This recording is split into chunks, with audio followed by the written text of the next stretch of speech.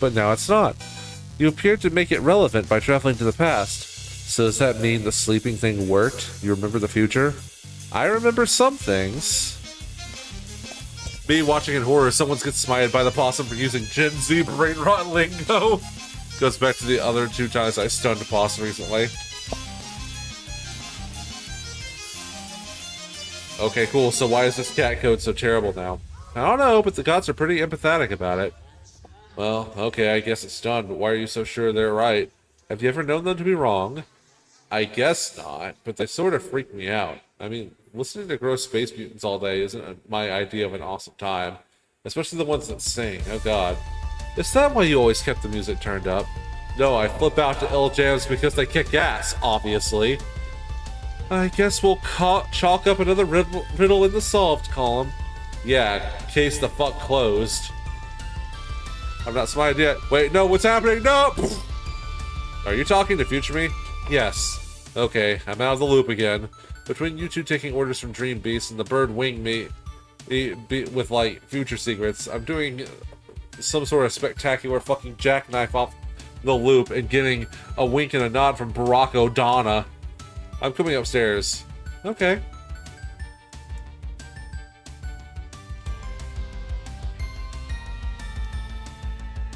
Dave, chill with Dave Sprite.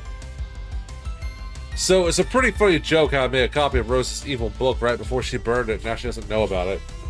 I know, it's crazy. What kind of foresight this guy has. I'm telling you, coincidences like that are unreal. They don't even happen. Most of the time. I guess we'll chalk it up to another riddle in the soft call. Bro had a Freudian scent. Cock. Penis.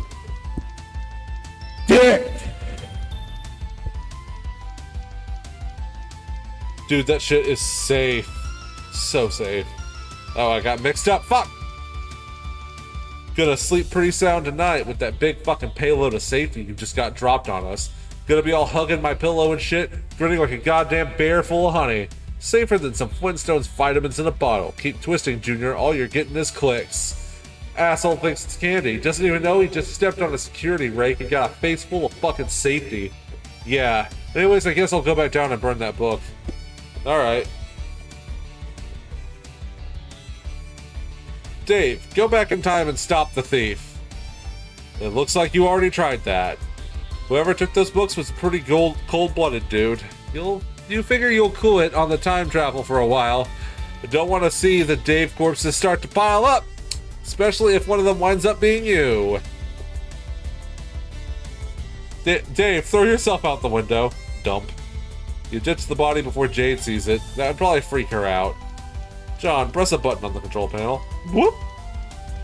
You push one of the nearby buttons. It activates the upper right monitor. The view is locked on a peculiar location on Earth at a particular date and time. Whoever was in the lab appears to have recently calibrated this device. Not the Freudian slip! Examine monitor. The monitor displays a town on the west coast of the United States. It appears to be your old neighborhood, but there's a factory there you do not recognize. The date is December 1st, 1995. 2 years after I was born! A few months before you were born. John, zoom in. An old woman is escorted by her son on a lovely day. A target has been locked on the gentleman's mother. A meteor overhead looms unnoticed. Crocker! They witness the destruction of the facility. Collateral damage to a corporation owned by a renowned billionaire explorer.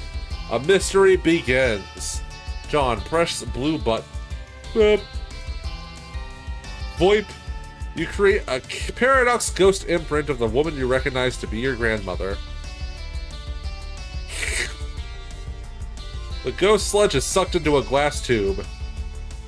Switch 4. Boop.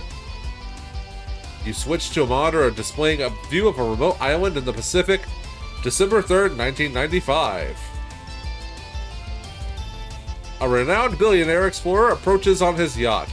An old factory lost 2 days prior, but a new shipmate gained.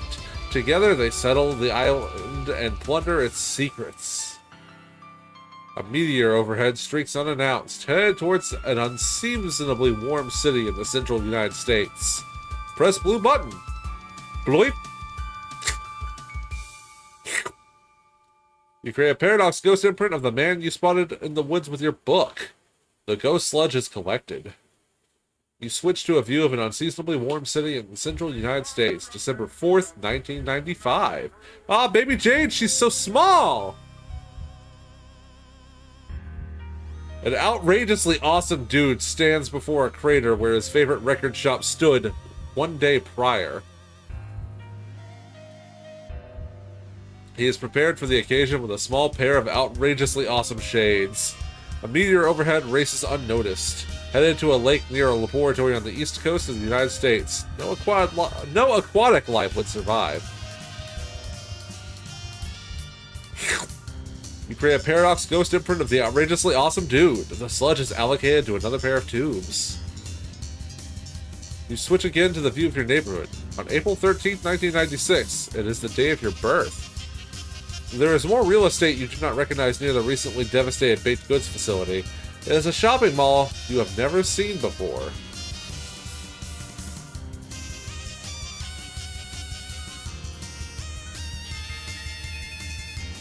A professional lady and new mother has traveled from the opposite coast at the behest of a famous and wealthy scientist to study one of the numerous recent celestial anomalies while he is on expedition.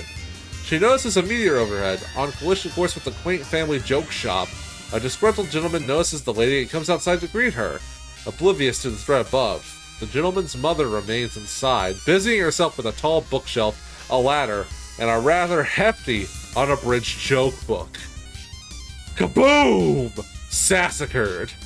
An old mother lost today, but a new son gained. The gentleman discovers a clue. A powerful nose detects perfume. The lady has fled. The mystery deepens. But the monitor has not lost track of the lady. Press blue button. Voip! You create a paradox ghost imprint of the professional lady. The sludge fills the final tube. Once all the tubes are filled, an automatic sequence begins to execute. The 4 young paradox clones are created. There's one more button to push. Ectobiology sure does involve a lot of button pushing. At least it does when you're a junior ectobiologist. Your loyal assistant, Dr. Meowgan, is all over this one. Beep, meow. Voip. One pair of tubes empties the sludge into the chamber below. The other pair does as well. Another sequence is activated. Voip!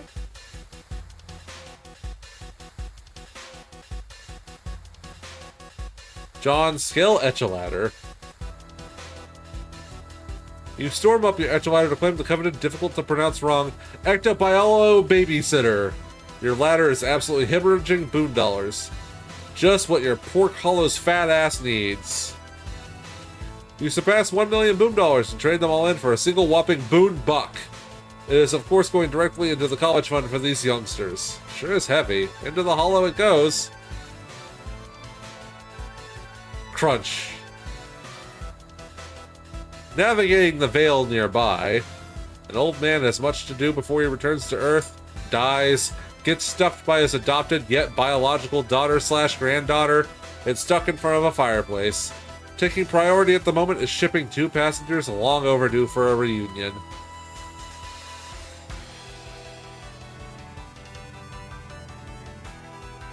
They're being shipped while on a ship.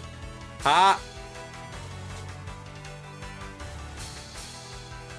He fetches the scarf from his wallet that she left many years ago, and she puts it back on. Yeah! Get it, Dad! Get it, Jane's mom! Not Jane's mom, fucking Rose's mom. I guess she could technically... Nah. Get it, Dad! Get it, John's dad! Woo woo! CG, Troll John. See? This is case in point! What point? The point I was just making about the ultimate riddle! You blithering, feculent shithole! Okay, that's your cue to laugh at me some more, I guess, because you seem to really get off whenever I flame you. Humans are deranged! Oh man, I must be getting closer to the conversations where you're trolling me harder. This is pretty exciting. I can't wait to see what you've got up your sleeve. You see what I mean? Fuck you about that. Anyway, you weren't making a point about the ultimate riddle, dude. Yes, I was, and now I'm losing my train of thought, dipshit. Nope, we never talked about it. Yet. Oh, hell, that's right. Damn it, I guess this is gonna be confusing. Oh, you're just starting to figure that out now? See, I kind of painted myself into a corner. I started trolling you at the end, just before the rift. Then I jumped back a little, and I guess we become railroaded into working backwards here. Unless I want to do the sort of dumb Unless I want to do the sort of dumb schizophrenic hopping around like the others. Oh my god, I know! You've told me already like 1,000,000 times! I have? Well, I can't wait for all these amazing conversations to take place. It's gonna be like that human vacation with the giant red chimney asshole up in here. You know, the one where a bunch of moany nook suckers sing at the little pine tree, I think. Man, I gotta say I'm a little disappointed by this masterful trolling you're bragging about. I was bragging? Why would I bother with that sort of pedantic human horseshit? Maybe you should consider that I was bragging to get your hopes up in the future, only to let you down, and thus troll you masterfully in that respect. Maybe, but that would be pretty weak, too. Your brittle human calcium-based skull is what is weak! And if you and I were in the proximity of a blunt instrument, I would not have much trouble proving it! Whatever. So, what was this case in point you were making anyway? I was scrolling back and noticed you were in the veil. Whoa, I am? Yeah, dum-dum! You're tumbling around on a big goddamn meteor, and you just created younger versions of yourselves and your guardians. Probably by mucking around with that thing like a doofus. Wait, these are baby versions of us? So clueless! What'd you think you were doing there anyway? Well, I saw footage of my Nana, some other people who I'm pretty sure looked like Jade's grandpa, Rose's mom, and stuff from a pretty long time ago, and then there's all these little guys scurrying around. So they're like cloned copies of us? No! They are literally you and your guardians. Paradox clones. Huh? What do you mean they are literally us? Do they go back in time? Yeah, obviously! Great guess, brain hero! But technically, they aren't even sent back in time because, with respect to the medium in your universe's timeline, it's meaningless. Seriously, why would it give a crap about Earth's past, or future, or whatever? From its perspective, it's just a bunch of points to choose from. Just like your chronology is from our perspective. But I guess that's a bunch of semantics with respect to your personal chronology. Yeah, they go back in time. A paradox clone is by definition a correctly cloned duplicate that will inevitably go back in time and become the original target that was cloned. If it's a malformed clone, it's just a meaningless mutant with no bearing on the stable loop continuum. I don't see any tentacles or extra eyebrows or warped bone bulges, so those gross little things there are all you guys, waiting to go to Earth and grow up and become the insipid bunch of grump-fisted douchebags you all are now. And that was the point I was trying to make about the ultimate riddle. What is the riddle anyway? Maybe I can guess. I'm good at riddles. Ha! Think again, ignoramus. It's not even that great or much of a riddle at all. In the course of your adventure, you would have encountered all these fragments of like weird poems and shit. You find them along your quest with clues and stuff buried in them to help solve puzzles and move huge stone columns and make a staircase appear and lots of nonsense like that. It's all masked in this flowery sort of frothy, poetic jackassery that nobody really cares about. And I sure as hell don't care about spoiling it for you. But what all these lofty, symbolic allusions boil down to is some grander statement about what you see happening here. That you are always the key to seeing your own existence through this game. And any hope that it could have played out differently or that you could have avoided this whole mess was always just a ruse. A distraction, perhaps? What? Never mind. Because if it didn't go down this way, then how were you even born? Get it? Which is especially pathetic since Paradox Space apparently went through all this trouble just to have you fail and die. Really, there's nothing more tragic than these null sessions, full of kids entering the game and fulfilling some cosmic destiny shit just to get wiped out and leave behind an empty, pointless Incinesphere for all eternity. Actually, it's sort of hilarious. Ah! Or it would be if it didn't affect me personally. But anyway, There's a lot more to the riddle than just that. Like we were talking about last time we talked. But that's the sort of gist of themes it deals with. You guys are fucking... Why are you fucking throwing pies at carcinogenesis, huh?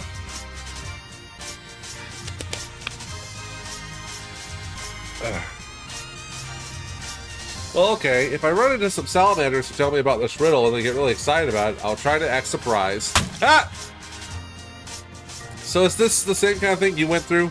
Like with being your own Paradox clones and creating your own parents and stuff? Yeah. How did that even work with 12 of you? It was really fucking complicated. I'm not going to get into it. Our family structures are already way more complicated than yours without getting spooky time slime involved. Basically, we have nothing in common whatsoever, except maybe this. I was the guy in your position to make all these clones, and frankly, it kind of freaked me the hell out. Cause bro needs to chill the fuck out. Yeah, I guess now that you mention it, I am finding this all a little strange. Oh, only just now! Fuck, you are fast. I hope you get the mad boonbucks to pay off those speeding tickets.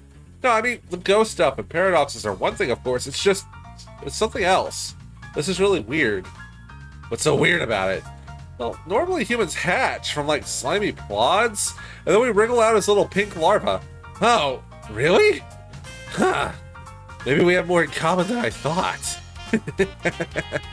Maybe those really are mutant clones, and they aren't going back to your planet? Sure. Hell, I'm confused now. Not that I give a shit about you and your pointless, awful lives. Hey, I have an idea. Why don't you get back to me in a few minutes? And, like, a few minutes of my time, not yours. All these little pink monkeys are getting way out of line, and I have to tend to them. If you message me in a couple minutes, we can continue conversing in a sane, linear fashion for a change. That's it! That's the thing! Okay? And then after that, you can keep going backwards and then make fun of me riding my little red rocket. You can tell me I look like a silly little Paradox clone, fresh from my slime tube. And this is all a big nursery time recess jamboree. That burned me pretty good. Okay, that is pretty good, but I can't use it because you said it. And then later, i.e. right now, you would get the satisfaction of knowing you were the one to come up with that burn. See, you are dealing with a pro. You can't out-troll me, so just forget about it and stop trying. John, tend to the little pink monkeys. They're scrambling all over the place. They appear to be preoccupied by some of the objects that are around the lab. At least that's keeping them busy.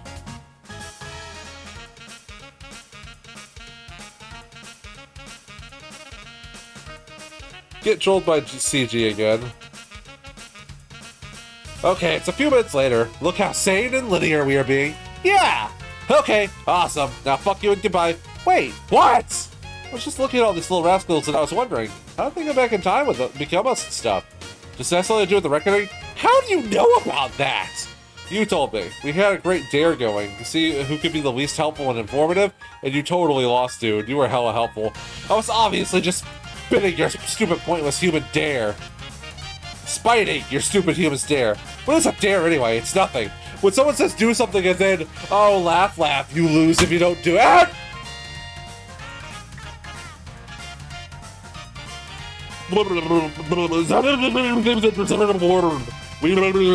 Okay, that isn't anything that deserves a word.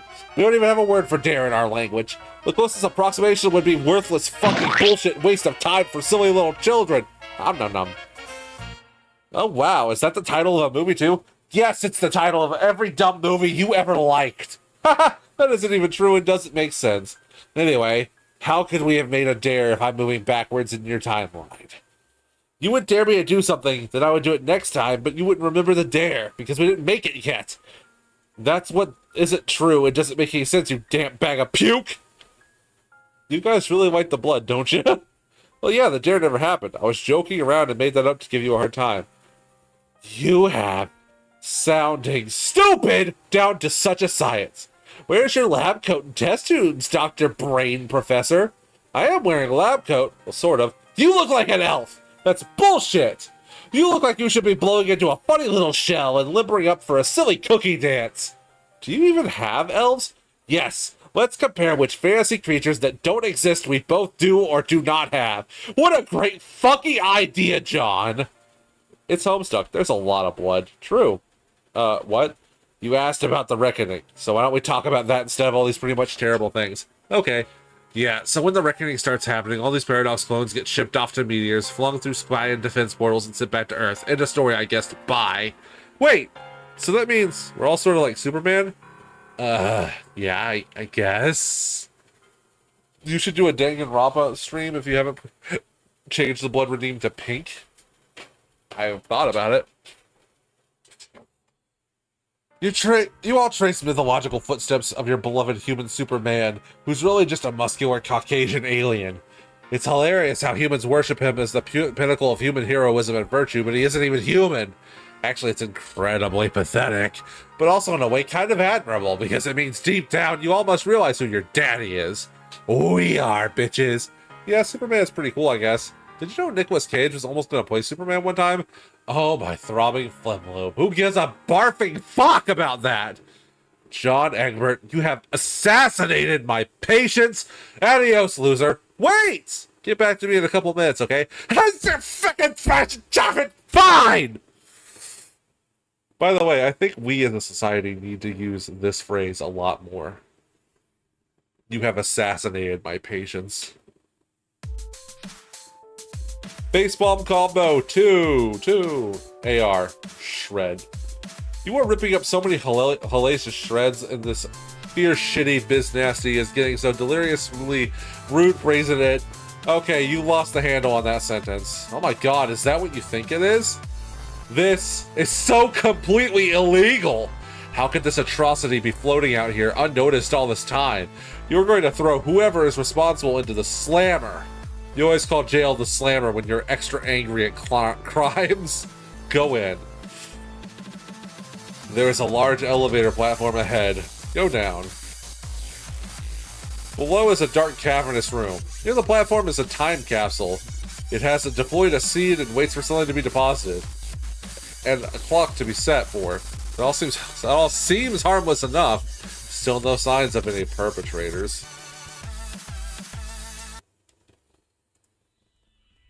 Search premises. Deeper into the darkness of the room, there is some complicated lab equipment. Again, nothing particularly unusual for this jurisdiction. Examine equipment. There's a large monitor. Displayed on it is a small human girl in a fancy house. The date is April 21st, 1910.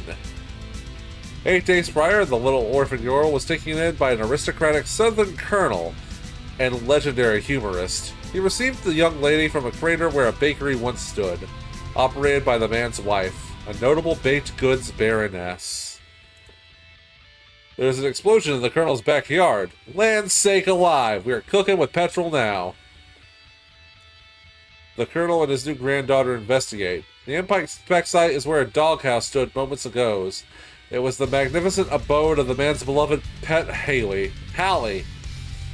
He takes a belt from his old julep flask. He'd sooner perish himself than lose that dare animal. Bang! Huh!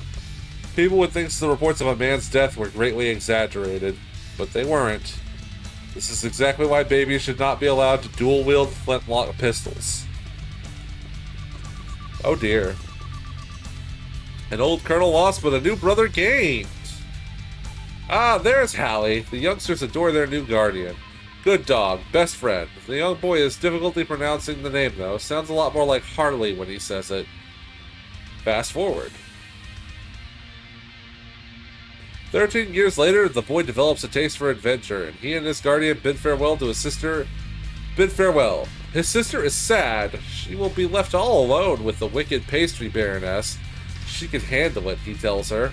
He believes in her.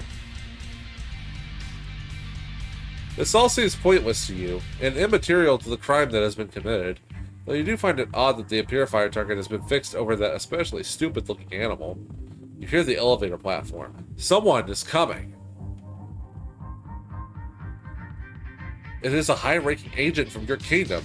Could this be the man behind the crime? Could his intent be mutinous? You know the agent to be far too dangerous to take into custody. You hide behind some equipment and observe. He appears to be holding some notebooks, also what appears to be a pair of juice-stained envelopes. Only one of the books is useful to him. The envelopes are useless, and he couldn't make it through one more paragraph to the other book. Some weird thing about wizards. He discards them. The spare notebook lands on the floor, and the envelope lands in the sea. Wait, holy shit, that's the time capsule Jade went to, isn't it? You're on the money. And yeah, I agree. About the music. The time capsule stores the seed on account of some default setting, it's programmed to bloom several hundred million years from now. The capsule then readies a new seed. The agent approaches another device near the large monitor. John, get trolled by CG in a sane and linear manner. Okay, I got back to you. Are you happy? Sure, I guess. You don't even know it yet, but you're about to start passing out bunnies like they're cheap cigars. It's gonna be an embarrassing display. What are you talking about? Yeah, exactly, numbskull. Let's just have our chat, and then it can naturally occur to you to be an idiot in the due course of time. Okay. I was sort of mulling it over while looking at all these babies with guns sitting on ponies and other things. How the reckoning takes them back. Now you said our reckoning starts sooner? Yeah. Well, you can't think about using this end. It's way too dodgy. You're just saying that because I happen to guess the end I'm actually going to use, and that annoys you game devs. Are you sure it has to start so soon? Can't we delay it? Ha! It starts in a few minutes, stupid. You see that countdown clock over there? You aren't delaying anything. Oh, dang. I guess I better get off this meteor then. Well, I don't mean it doesn't happen all at once. First some smaller meteor goes, then bigger ones, spread over like 24 hours or so. It's supposed to be like go time when it starts. Like it's gonna hurry up and stop fucking around and kill the boss. Get it? Got it? The rock you're on doesn't blast off right away. Too bad, because it would have spared you from making a fool of yourself in a couple of minutes. And more importantly, spared me from having to watch. I shall return. Well, okay, if you keep saying how doomed we are, and how all this bad stuff happens sooner, but you never say why. What happens in our game that's different from yours that makes things go so badly? Jack Noir. Who is Jack Noir? An agent of Durst, who flipped out and rose to power. He killed your Black Queen and King, and now he's in charge. So you didn't have him in your game? No, we did, but he was harmless. Well, actually, he was an ally, sort of. He settled a grudge against the Queen by helping us dethrone and exile her. Then he wound up exiled himself and sort of kept helping us through a command terminal on our old planet. He's kind of a huge asshole, though. But because he took the Queen out of the picture when we got to Skya, we only had one monarch to deal with instead of two. Of course, it was a nasty giant 12-time prototype Black King that took forever to kill, just barely in time before the biggest meteors came. But still, jacking off. I see. So after he got exiled and all that, he came here into our game and caused all this trouble? No, God. Egbert, you are thicker than that hideous joke book you waddle around with. Try to think more abstractly. Think about video games. What's an Earth game you like to play? Name one. Crash Bandicoot? Okay, I don't know what that is, but I have a feeling it's a really lame example, but fine, that's not the point. Let's say you play your Bandicoot and I play my Bandicoot. They are essentially the same Bandicoot, same appearance and design and behaviors, but they are completely separate Bandicoots on separate screens. We both have our own ass Bandicoots to ourselves, the same but different. Our Jacks are the same but different too. Same guy, different circumstances and outcomes. Our Jack trumped the Queen, but got no further. Your Jack got the best of both of them, and now something is higher. And it's now something higher than a king or queen. Like an ace? Sure, okay. Okay, I think I get it, but how did he do that? What was different about what we did versus what you did? Frankly, I have no idea what the original thing that tipped the scale was. It is under investigation, but it doesn't matter. The worst is yet to come for you. Oh no, what is the worst thing? I already told you. Damn it. Oh hey, sorry, hold on. This little lady is bugging me about something. Yeah, you might as well get it over with and give her that lousy rabbit already. Oh man, I just had the best idea. This is so perfect. A blonde mother and daughter together. This is totally perfect. Perfect for what? Flexing your formidable mental handicap like a fucking heavyweight for the next several minutes? Oh wait, let me check. The answer is yes. It's like that scene from Con Air. I'll give her the body like the Nick Cage fresh out of the slammer. Fuck. I wish I had a filthy white beater on. Oh well, just... John, reunite with your loving wife and daughter.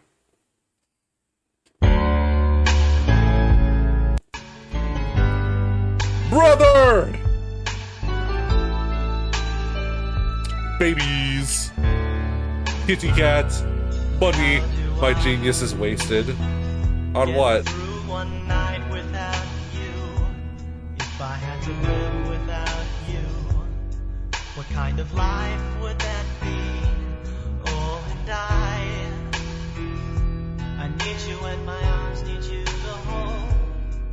You're my world, my heart, my Selmers, soul. what is wasted? I don't want you to feel wasted. Ever leave, baby, that would take away everything good in my life.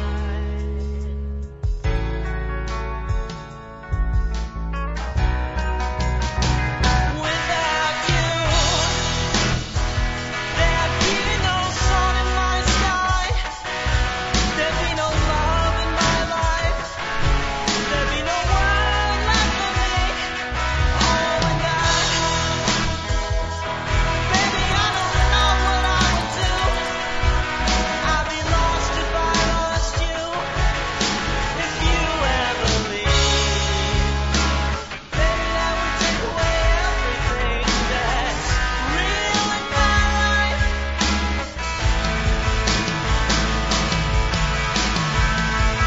Look at him go! How do I live without you? I wanna know. How do I breathe without you? If you ever go, how will I ever survive? Nick Smalley on guitar, ladies and gentlemen. Yeah. Mullet John! I'll show you what a wife beater is after this bit. Wife tank top. I was drunk, and while drunk, I was thinking about the milkman from Psychonauts, but instead of saying, I am the milkman, my milk is delicious, I said, I am the cum man, my cum is delicious. And he threw samples out from Starbreaker that were on fire. That is perfect. You got that Telecaster twang. They went out of their way to have a fan cover the song badly just to avoid copyright problems. Perfect. But yeah, most specifically, this is a wife beater. One of these tank tops. Like the ones with the little stripies in them that make it very aerodynamic. You're supposed to be sleeping in these or working out in these, you know, those things. And they're called wife beaters simply because rednecks wear them all the time in trailer parks, and I don't think I need to go further into that joke.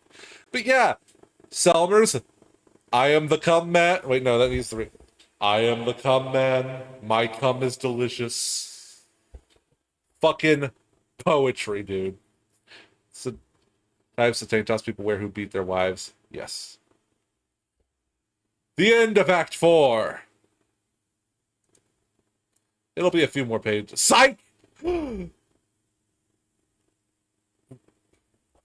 know what the writer of this just did? He went, what?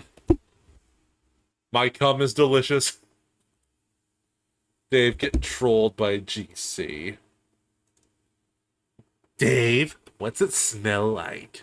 What? Your blood. Fuck off. Dave, give it a little taste for me. Tell me what human blood tastes like. I've been so curious. You are the annoying blind one, aren't you? Yeah. Dave told me about you. God, too many Daves. It's like this big asshole and cool guy party, but someone forgot to invite all the cool guys. Mike. My cum is delicious. Fuck! Stop saying that. You're making me giggle every time. Man, I'm telling you, burns like that are unreal. Where do you even get a burn like that? That's sick. I bet you can't wait to be a useless piece of shit all day and fall down all these burns. No, you messed that up. Dave. I am the cum man. My cum is delicious. Dave. Dave, is this you? Oh no, it's Dave. Did you even try to draw the shades on his face and miss? What's even the point? He's already wearing shades. That's so perfect. That is so you. You officially have to record that line as a redeem. Someone clip it then. This is moronic. Dave, tell me what your blood smells like, or I'll make another one. And I know these hurt your feelings. Fuck you. I don't know what it smells like or tastes like, but I sure as hell know what it looks like. It's a fucking like a fucking symphony on my retinas. Shit is beautiful, like a little vermilion picnic on my hands. Every day I open my eyes and I find poetry in even the simplest things. Just one of those joys in life you take for granted, you know. This miraculous gift of vision. Well, I sure wasn't clipping. Dave, check it out, I figured it out. This has gotta be you. Kid Chameleon. Yeah, I could give myself a hernia trying to be as big a douche as that guy.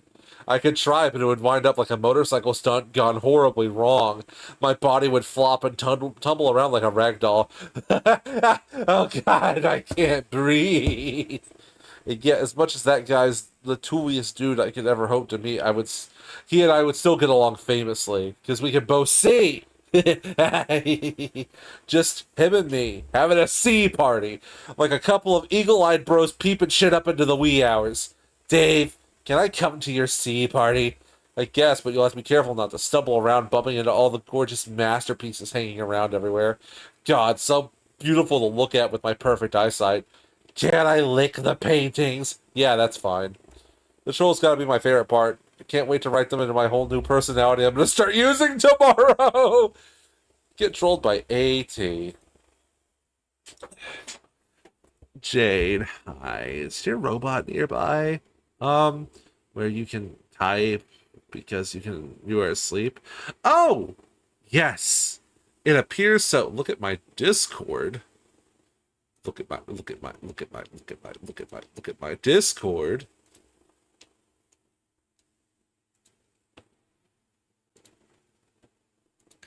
I am the cum man. My cum is delicious.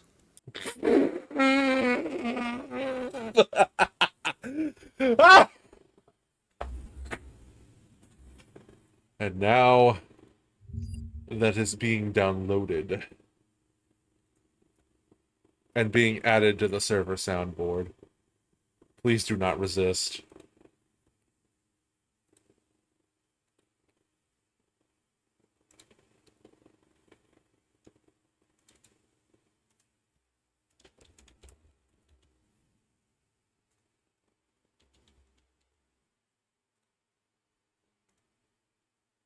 There we are. I am the cum man. My cum is delicious. He do indeed be the command. Come be upon ye. Come be on me. Fine, okay. I will make a deviation in the plan to open Dark Audacity.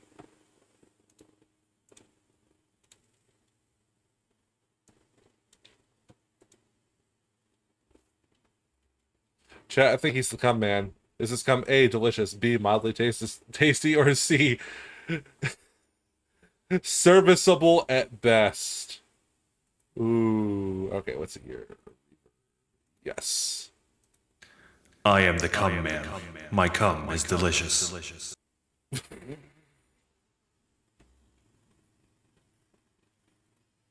Hold on, let's boost the bass a lot. I am the cum man. My cum is delicious. I could boost the bass more, chat. Let's go.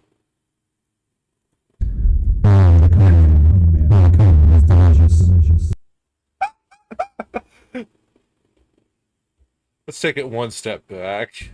I am the cum man. My cum is delicious.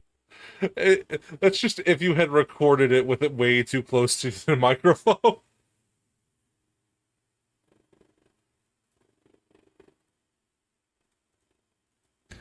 I am the cum man. My cum is delicious. No. Emperor of mankind.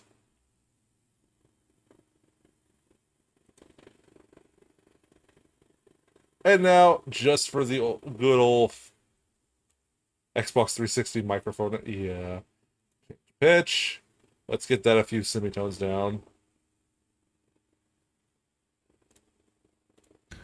I am the cum man. My cum is delicious.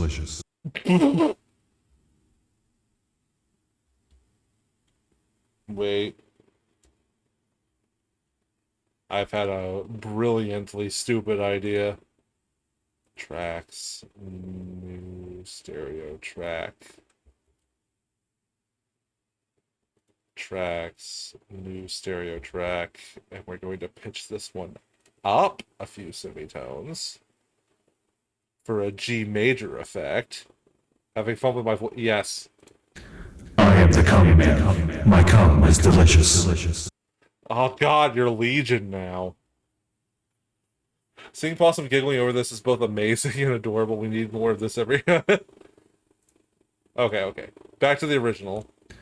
I am the cum man. My cum is delicious. We are going with this fucking blasted version. So I can call the audio file cum blasted. And none of you can stop me.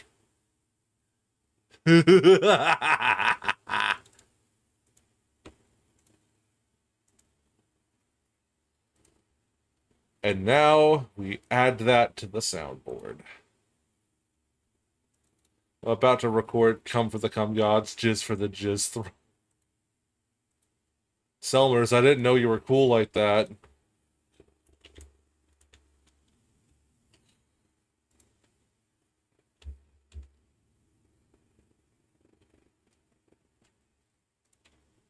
Chat, I'm not gonna lie, I'm getting a little EP. Oh god, we gotta press forward then.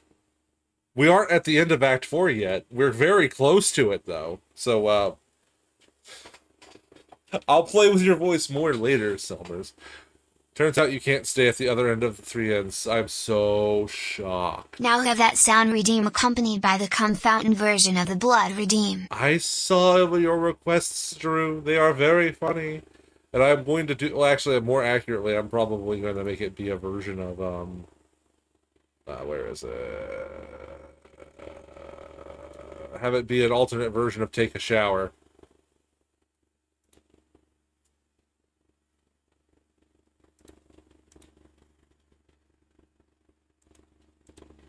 Alright, back to this. Okay, in that case, are you having a pleasant nap? I guess I've been pretty busy here.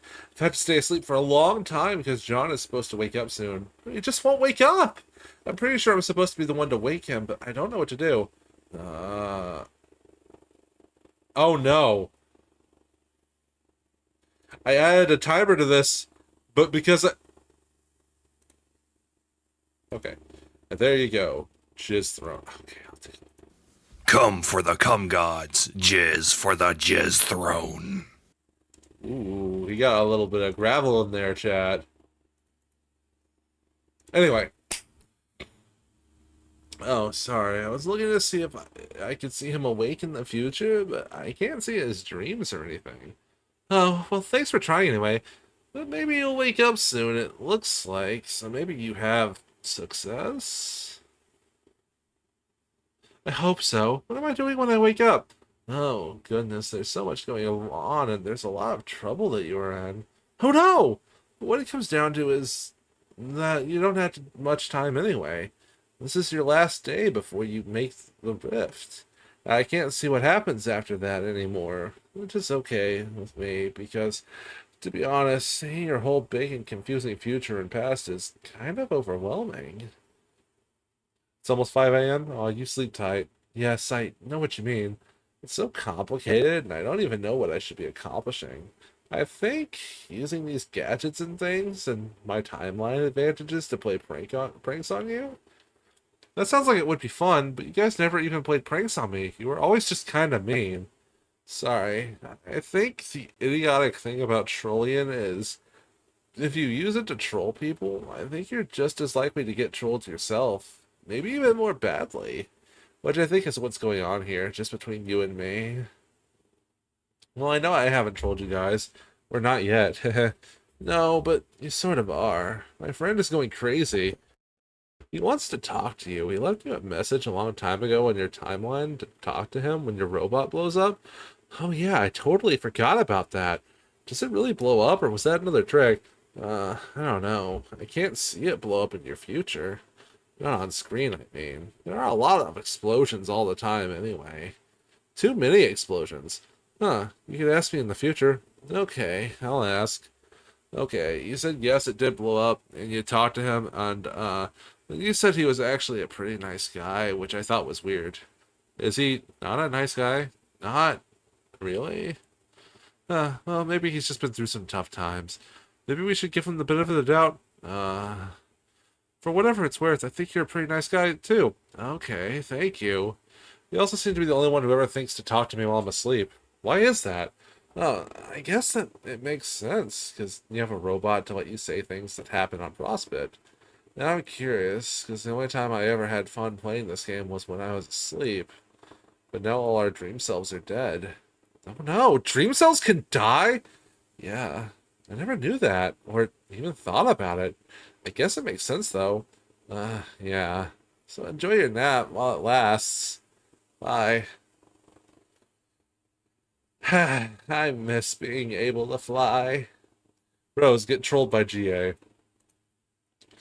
Hello again. Are we friends yet at this point in time? I would speculate that if we are not by now, then it's probably not to be. Pardon? Furthermore, which Rose have you chosen to be this time? The stupid Rose or the smart Rose? I am a little busy. It sounds like you are attempting to be the smart Rose this time. Please take note of the subtle scorn underlying the selection of the word attempting. Smart Rose should get a kick out of that. Smart Rose is all about subtle scorn, isn't she?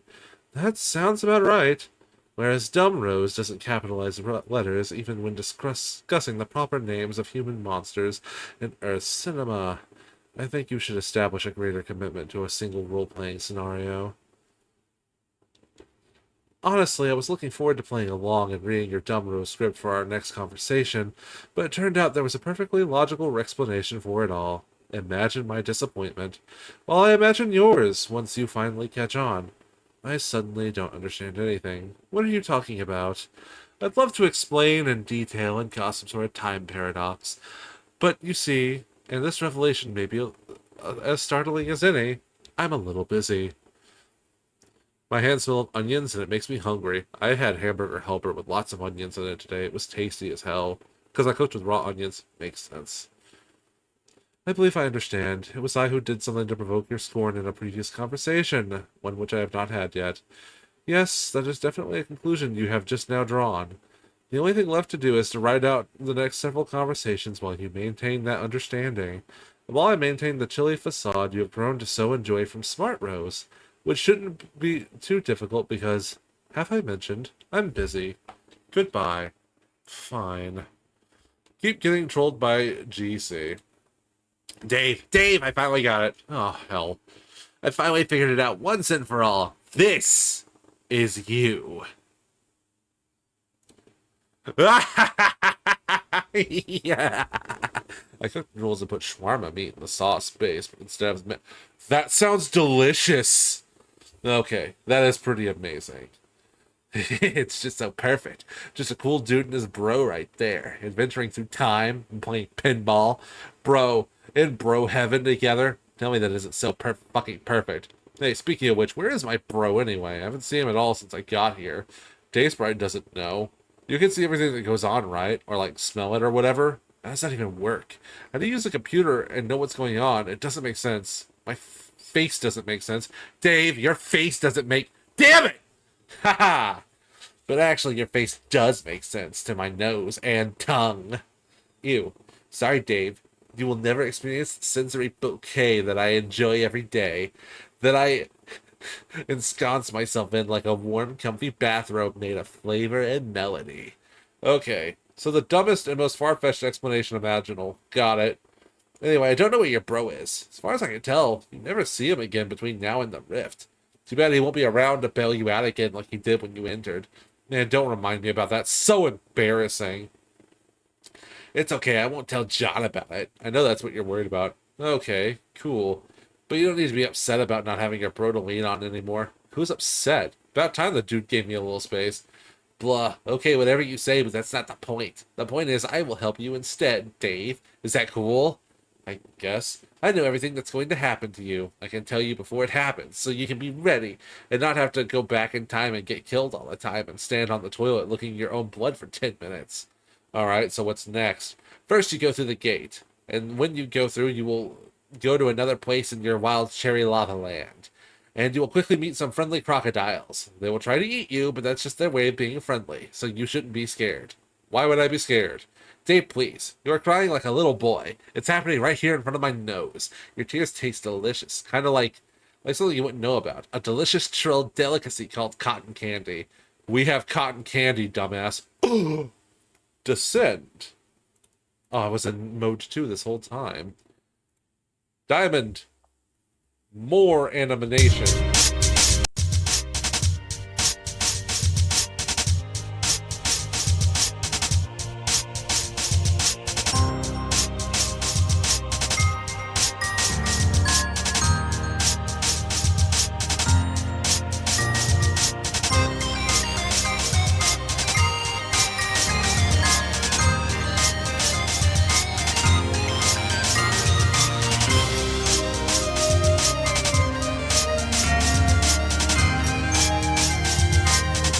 Bro is just built different.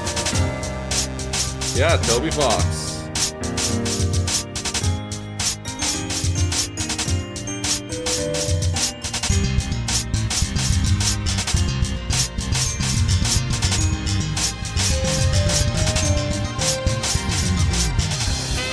Absolutely. Jack Noir.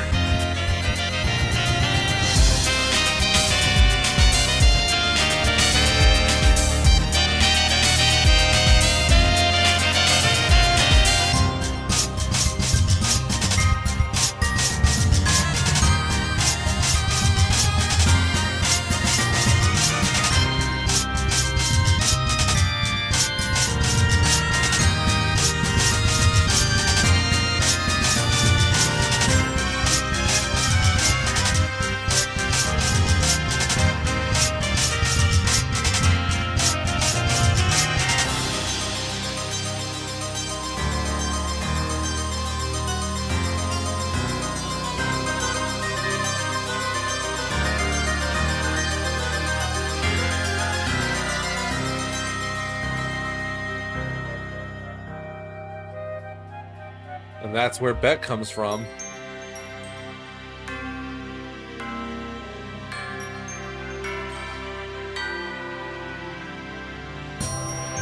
It's about to get significantly worse, Diamond.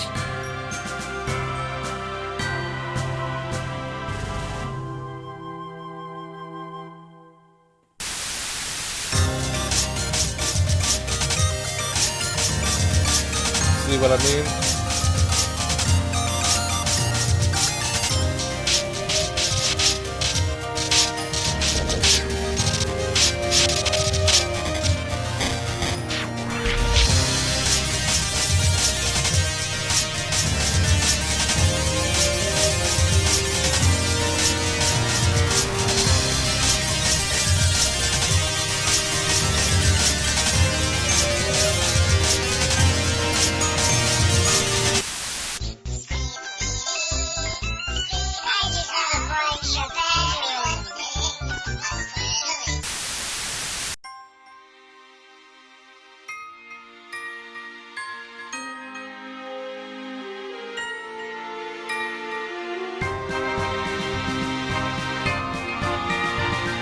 I do not understand Homestuck at all. That's fine. It's its thing.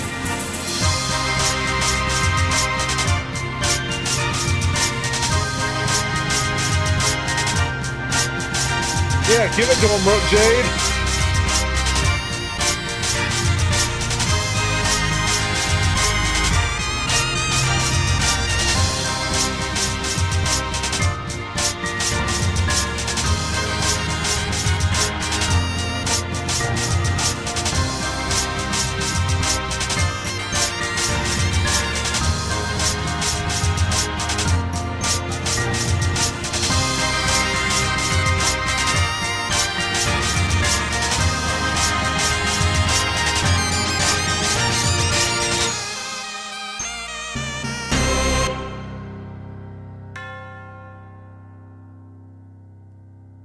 Kaboom.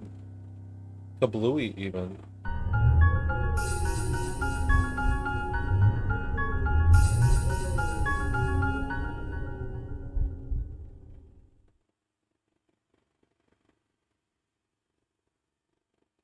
Crash, bang, boom, pow, mayhaps. Mayhaps. End of Act 4. This is my final entry. My co-op players and I have made every earnest attempt, with occasional relapse, to play this game the right way. I have been meticulous in documenting the processes to help our peers and successors through the trials should we fail. In my hubris, I believe these classes were regulated to the earthbound. But even in this quaint supposition, I was in error. Our otherworldly antagonists have assured us of our inevitable failure repeatedly, while the gods whisper corroboration in my sleep. I believe them now. I just blew up my first gate. I'm not sure why I did it, really. I'm not playing by the rules anymore. I will fly around this candy-coated rock and comb the white sand until I find answers. No one can tell me our fate can't be repaired. We've come too far. I jumped out of the way of a burning fucking tree, for God's sake. I have used a spell to rip this walkthrough from Earth's decaying network and sealed it on the surface, floating in the furthest ring. The gods may disperse the signal throughout the cosmos as they wish. Perhaps it'll all be of use to past or future species who, like us, have been ensnared by Skya's malevolent tendrils. In our case, in case it wasn't clear, magic is real. Pardon my egress. You're on your own now. Close the lawn.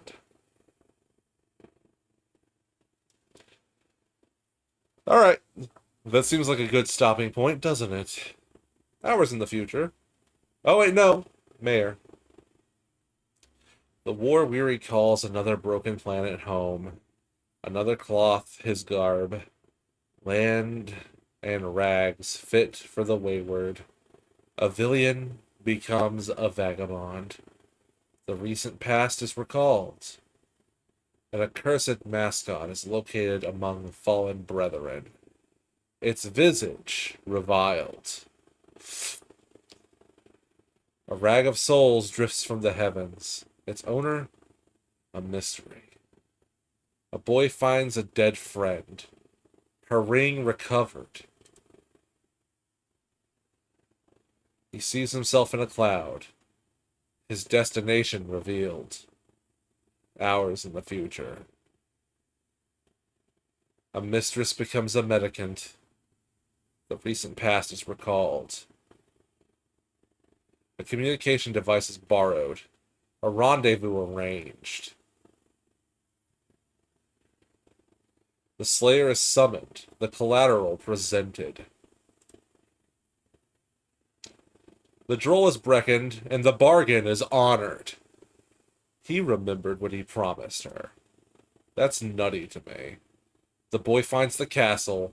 His courier's path crossed.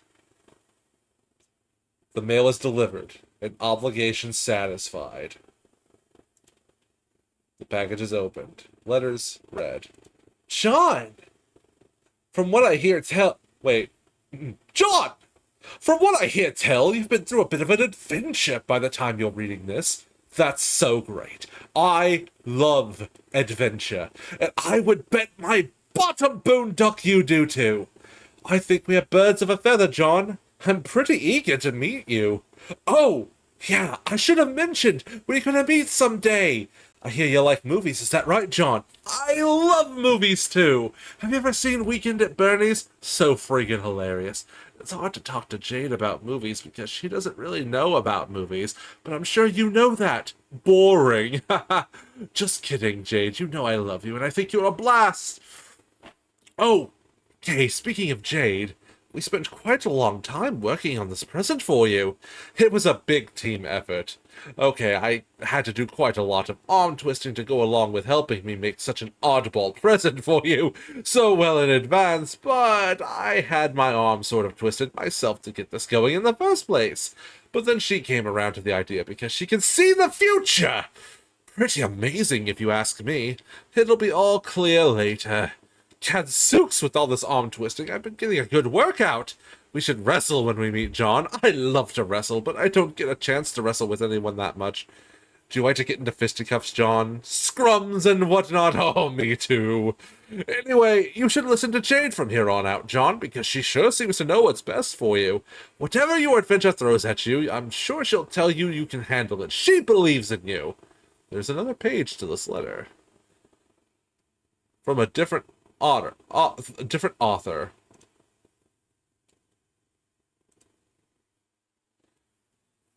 Oh. Oh, kicking Christ in a dirty diaper. I almost forgot to mention what's in this box. Sorry, this shit's so small. I mean, obviously it's small. Contents. Dear John, happy birthday! Even though it's super late and you probably went through a lot of trouble to get it, I really hope this present cheers you up. You looked so sad when you were reading my letter. Which is to say the one you're reading now. I can explain. You see, when I go to sleep, in my dreams I wake up on the moon of a planet called Prospit. By now you must know about this place. I've lived here in my dreams most of my life, and I made so many friends there over the years. You were there too, but you were asleep. The fact that you're awake now, I think, means all my friends are in trouble. You're awake because it's your job to help them. We will both help them. But, I know these things because while I was on the moon, whenever it passed through Skya, I could see lots of things in the clouds. The past, the future, stuff about our friends, and stuff about you. Now that you're awake, and apparently at the center of Skya, wow, you should be able to see stuff in the clouds too. Maybe you already have. Oh, about this present. My pen pal helped me work on it. He included a letter too. He's really funny and silly. I like him a lot, and I think you would too. It took a long time between the two of us, and I'm sure the present looks like a fun and completely ridiculous thing to get, but it's also really important. You're getting it exactly when you need it most. Maybe that's hard to believe, but it's true. I saw it happen already. I don't see everything, John, but I definitely don't know everything that's going to happen. But I do know when something... But when I do know something, I always try my best to help people in the future. When I'm supposed to, that is. You'll get the hang of it. John, I'm really looking forward to seeing you when you wake up.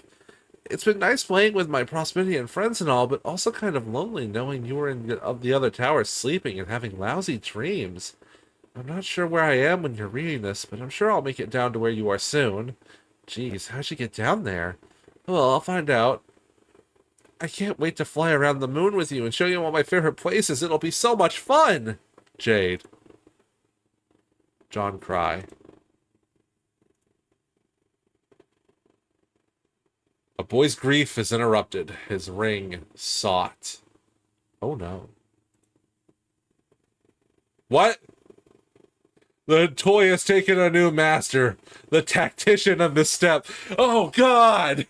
The ultimate Bunnoy! He done fucked up now, chat. Check. Save. Check. And that's where we're going to... Oh no. Bonnie, is that you?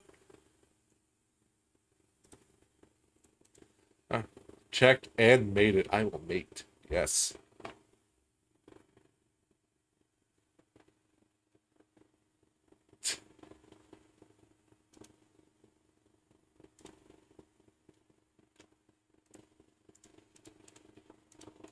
So, Diamond, how did you like the session today?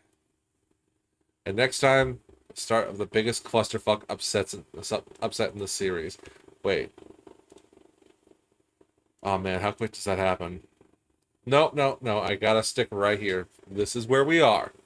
Diamond, I can't end the stream until I hear from you. Because that's just how it be. That's the nature of us doing it. It was fun! Excelente! Let's see here. I need to send you guys over to some place playing something interesting. And I'm glad you had fun. I also had fun. So let's do this. Lots of cool stuff. I think I absorbed enough of the important stuff, which is not... I hope you absorbed plenty of my dulcet tones as I give you kisses on your cheeks. Mwah, mwah, mwah, mwah, mwah. Do you think chess masters checkmate their spouses? Yes. Getting better at following the plot. Have a good night, Postrel. Oh, I'll have a propitious night. Yes, a prosperous night. Oh my god, Chat Cat is wearing a scene gear. You guys are going into Miss Jackie CR. I'm sorry.